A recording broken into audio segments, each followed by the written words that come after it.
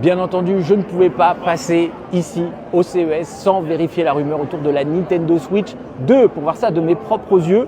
Mon objectif, c'était de vérifier si Genki, la marque est juste derrière moi, la marque est au cœur de tous les leaks et de toutes les fuites, avait vraiment un prototype de Nintendo Switch 2. Et devinez quoi?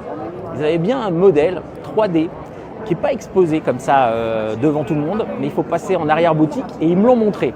Alors je vous donne mes impressions. Au niveau des dimensions, c'est un prototype qui est un peu plus gros que la Switch actuelle. On va appeler ça une Nintendo Switch XL.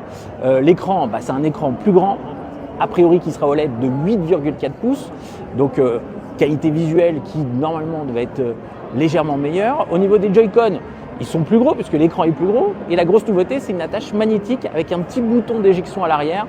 Donc au niveau de l'ergonomie, ça sera plus pratique, plus moderne. Alors attention, j'ai discuté avec le mec de Genki juste derrière moi.